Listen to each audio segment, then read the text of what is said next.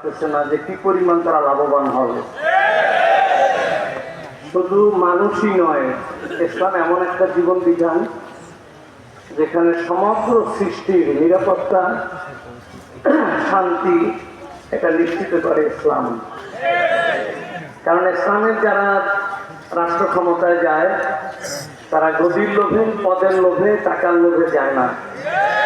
তারা আল্লাহর বান্দা হিসেবে মানুষের কল্যাণে, সৃষ্টির কল্যাণে, আল্লাহর খলিফা হিসেবে দায়িত্ব পালনের জন্যই ওখানে যায়। দুর্ভাগ্য আমাদের যে আমাদের ওলামায়ে কেরাম, আমাদের মাযহাব তরিকা সিলসিলায় বিভক্ত বন্ধুরা, মুরব্বিয়ান, আমরা এটা বুঝাতে ব্যর্থ হচ্ছি যে আমরা সবাই এক। আমাদের আল্লাহ এক, রসুল এক, কাবা এক, আমাদের কোরআনও এক। কি বলে দেখি? অতএব কোরআনের শাসন আসবে এটা কোনো মুসলমান অস্বীকার করতে পারবে না।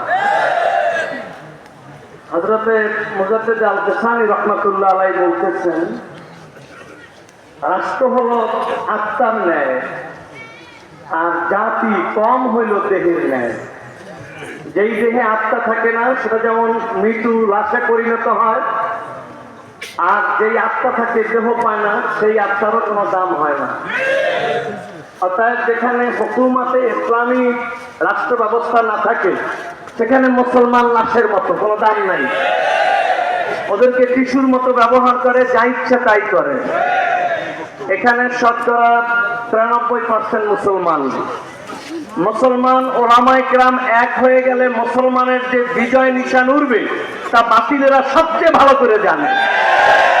সুতরাং এদেশের ওলামায়ে কেরাম, পীর মাশায়েখ কোন ক্রমে এক হতে না পারে, এজন্য দেশের অভ্যন্তরে আন্তর্জাতিকভাবে আলেম সেজে, গায়রে আলেম সেজে, এমনকি আমাদের দেশে রাজনীতির নামও এমন সব ষড়যন্ত্র চলতেছে যাতে করে ওলামায়ে কেরাম এক হতে না পারে। এখন আমাদের দুটো কাজ, একটি হলো ঐক্যের জন্য যেমন সচেষ্ট থাকা, আর একদিকে চোখের পানি ঝরানো যে আল্লাহ ষড়যন্ত্রকারীদের হাত থেকে আমাদেরকে হেফাজত করো।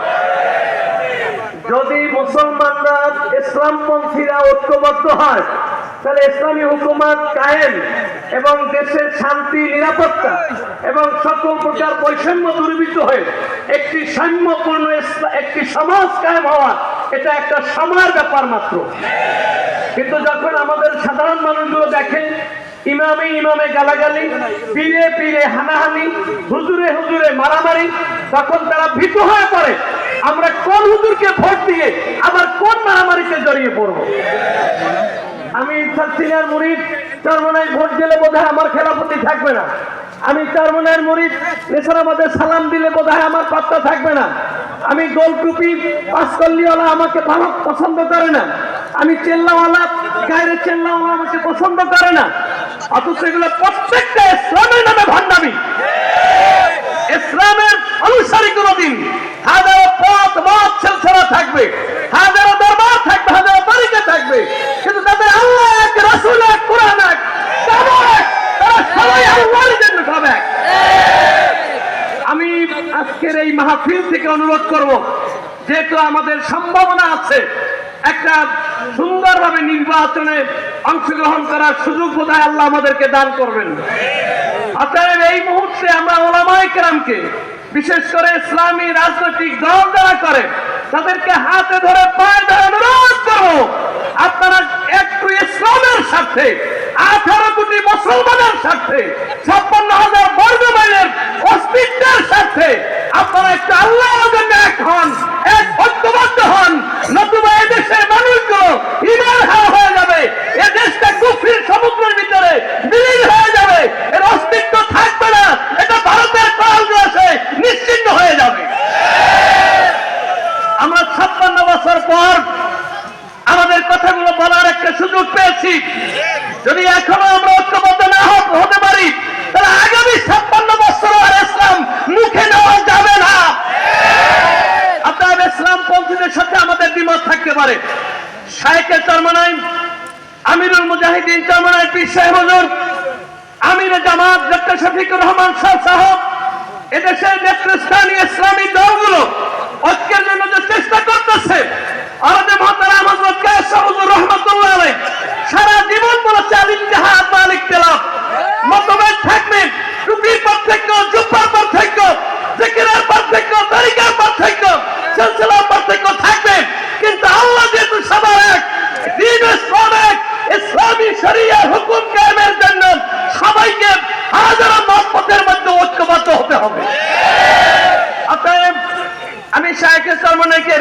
শ্রদ্ধা করি একটা কারণে, তিনি কখনো অন্য কাউকে মুরিদ করাবার জন্য কোন বুদ্ধি করতেছেন।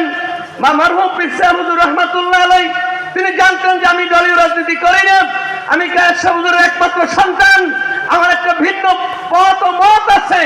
এত সত্য যেভাবে সেবা করে গেছেন, বর্তমান হুজুরও ভালোবাসেন, এর দ্বারাই প্রমাণিত হয় তারা দল মত সিলসিলা যাই থাক, ইসলামের স্বার্থে সকলকে আপন করার ক্ষমতা তাদের আছে। এখন আমাদের কর্তব্য, আপনারা যে দলের হন, যে মতের হন, নির্বাচন যেহেতু আত্মাসন্ন, এখনো যদি আপনারা ঐক্যবদ্ধ হতে না পারেন, এখনো যদি আপনাদের মার্কায় মার্কায় গোলযোগ থাকে, এখনো যদি আপনাদের দলে দলে মারামারি থাকে, তাহলে যতই আপনাদেরকে জিন্দাবাদ হোক, সময়কালে ভোট দেবে না শান্তিপ্রিয় মানুষেরা। তারা মনে করবে ভোটটা দিয়ে কোন বিপদে পড়বো, চাচ্ছে স্যার যা আছে ভালো আছি, ঝামেলায় কাম নাই। আর যদি ওলামায়ে কেরাম ঐক্যবদ্ধ হতে পারে, বাতিলেরা প্রচার করে হুজুরদের ভোট নাই, আমিও কই হুজুরদের ভোট নাই। বাতিলেরা প্রচার করে কয়টা ভোট আছে, কি করবে ওরা, আমিও তোর সাথে একমত হলাম। কিন্তু বাতিল তোমরাও জেনে রাখো, এদেশের 93% মুসলমান। যদি হুজুররা এক হয়, তাহলে তোমরা এদেশে থাকতে হলে হুজুরদের পাও চিপি তোমাদের থাকতে হবে, হুজুরদের হাত ধরেই থাকতে হবে। অর্থাৎ কোন অনিসলামিক দলের পিছে আমাদের ঘোরার প্রয়োজন নাই। আমি বলবো ইসলামী দলগুলো ঐক্যবদ্ধ হন, তারপর কে কে আপনাদের সাথে হাত মিলাবে এ খোঁজ নিয়ে আপনার যেতে হবে না।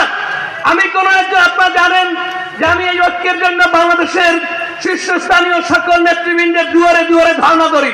এটা আমার একটা নেশা পেশা হয়ে গেছে, কারণ আমি জানি তিন দিকে ভারত, একদিকে বঙ্গোপসাগর, এটা কুফরির সমুদ্রের ভিতরে জেগে ওঠা একটা তৌহিদের দ্বীপ বাংলাদেশ। সাগরের ভিতর জেগে ওঠা দ্বীপ মুহূর্তে উঠে মুহূর্তে বিলীন হয়ে যায়। এই দেশটাও বিলীন করে দেওয়ার জন্য ব্রিটিশ যুগ থেকে অদ্য পর্যন্ত অব্যাহত ষড়যন্ত্র চলছে। এখন আউলিয়া কেরামের প্রচেষ্টায় এই দ্বীপটা এখনো বিলীন হয় নাই। কিন্তু আমি আপনাদেরকে অনুরোধ করবো, আমি জানি যদি এখানে ওলামায়ে কেরাম ঐক্যবদ্ধ হতে না পারে, এই দ্বীপ রক্ষা করাও সম্ভব হবে না। এদেশের অস্তিত্ব থাকবে না, যেভাবে ভুটানের অস্তিত্ব নাই, যেভাবে নেপালের অস্তিত্ব নাই, সেভাবে বাংলাদেশের অস্তিত্ব থাকবে না। তার তো 90% কার্যকর হয়ে গিয়েছিল, আল্লাহর গায়েবী সাহায্যের কারণে আমরা রক্ষা পেয়ে গেছি। কি বলেন ঠিক? অতএব আমি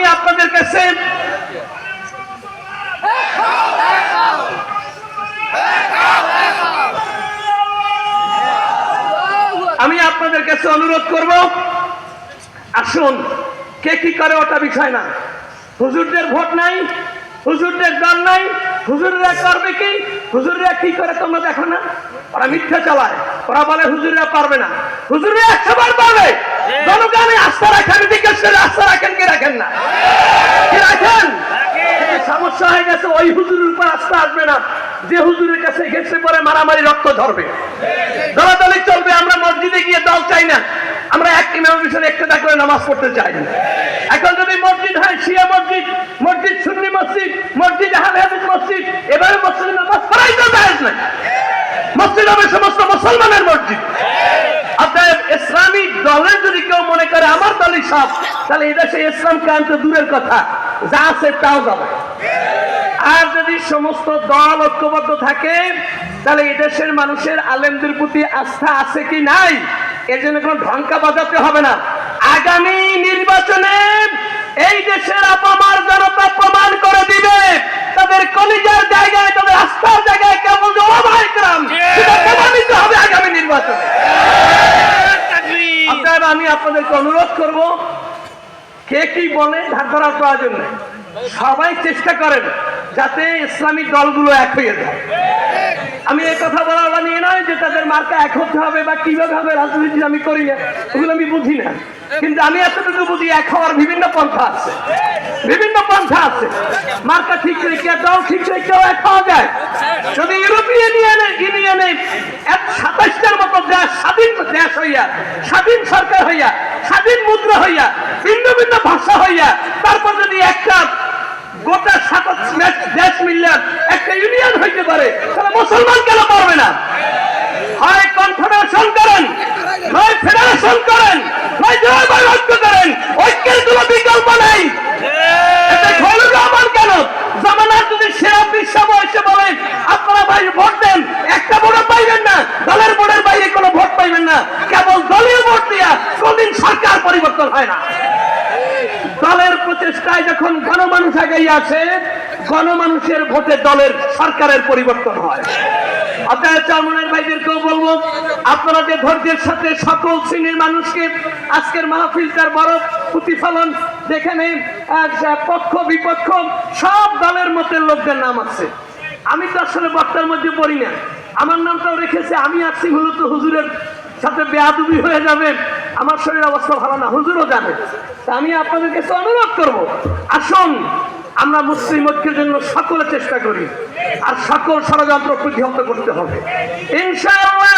আমি নাম নিচ্ছি না, যত বড় দল হোক, যারা মনে করে চরমনের সিট নাই, যারা মনে করে জামাতের সিট নাই, যারা মনে করে খেলাফতের সিট নাই, যারা মনে করে হেফাজতের বার্তা নাই, আমি খালি চ্যালেঞ্জ করে বললাম, এটা যদি এক আওয়াজ এক সুর হয়, তাহলে সিট কাদের আছে তাই এই নির্বাচনী প্রমাণ হয়ে যাবে।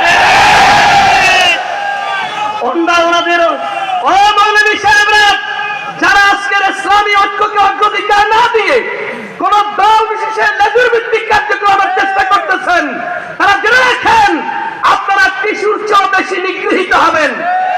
আপনাদেরকে ব্যবহার করার পর টয়লেটে ফেলে দেওয়া হবে। এদেশে বারবার প্রমাণিত হয়েছে, আলেমদেরকে ডেকে নিয়ে অপদস্থ লাঞ্ছিত করা হয়েছে। অতএব এখনো যদি হুঁশ না হয়, তাহলে আমাদের নসিব খারাপ, নসিব খারাপ। আগামী 21 ও 22 নভেম্বর, এখন কি মাস? অক্টোবর, নভেম্বর 21, 22 নেসারাবাদের মাহফিল, বার্ষিক মাহফিল, জানেন কিনা? ইনশাআল্লাহ রমজানের কারণে এবার মাহফিল আগিয়ে দেওয়া হয়েছে, এবং যতদিন রমজান থাকবে ফেব্রুয়ারিতে, ততদিনই এইভাবেই নভেম্বরে মাহফিল হবে। তো 21, 22 নভেম্বর, 22 তারিখ সকাল 10টায় আমিরুল মুজাহিদিন চরমনাই হযরত পীর সাহেব কেবলা জাতির উদ্দেশ্যে নেসারাবাদে ভাষণ রাখবে। যদি আল্লাহ পাক তাকে সুস্থ রাখে, হায়াতে রাখেন, এবং সেই বৈঠকে আমাদের ইসলামপন্থী যারা নেতৃবৃন্দ আছে, যে মেরুর হোক, যে দলের হোক, আমরা তাদেরকেও হাজির রাখার চেষ্টা করবো। এমনকি যে সমস্ত দল ইসলামের দল মনে করে না কিন্তু মুসলমান দাবি করে, যে সমস্ত দল বলে শরিয়া আইন মানি না অথচ নামাজ পড়ে, এই সমস্ত লোকদেরকেও আমরা সেখানে হাজির করব। যদি তারেক রহমান সাহেব থাকে, সেও থাকবে ইনশাআল্লাহ, যদি বাংলাদেশে থাকে। অতএব আমরা স্পষ্ট জানিয়ে দেব, আপনাদের কাছে তোয়াজ করার সময় আমাদের বহু 52 বছর 57 বছর অতিবাহিত হয়ে গেছে। আপনাদের প্রতিলেহন করেছি, আমরা তিতুল গাছ থেকে আম চেয়েছি, কিন্তু এটা যে অসম্ভব তা আপনারা 57 বছর ধরে প্রমাণ করেছেন। অতএব ইসলামী দল আর অনিসলামী দল মিললে ইসলাম কায়েম করবে, সেগুলি বালি কশিন গেল না, তারা বলবে শরিয়া আইন আমরা বুঝি না। অতএব যারা বোঝে না তাদেরকে নিয়ে ঐক্যের প্রয়োজন নাই। হুজুররা তোমরা আপনারা ঐক্যবদ্ধ হন, তাদের পদের লোভে আপনাদের কাছে আসবে। তখন না হয় যেই দপ্তরগুলো ভালো ঘুষ আছে, চিন্তাই আছে, মাস্তানি আছে, সেই দপ্তরের মন্ত্রী যাদেরকে দিয়ে দেন। আমরা তো ঘুষ চাই না, চিন্তাই চাই না, দপ্তর চাই না, আমরা চাই মাওলারে, আমরা চাই গোটা জাতির কল্যাণ, আমরা চাই দুঃখী মানুষের কাছে দুঃখ বুঝাতে, আমরা চাই অসুখী মানুষকে সুখী করতে। সুতরাং ওই সমস্ত দল যারা বহুত কিছু বড় মনে করে, তারা ফিরে আসবে। শায়েখে চরমনাইয়ের জন্য দোয়া করে আল্লাহ তাকে হায়াত দারাজ করুন। ঐক্যের জন্য জান প্রাণ দিয়ে কোরবান করতেছে, আল্লাহ তাআলা কবুল করে। হুজুর এসে গেছে, আমার বক্তব্য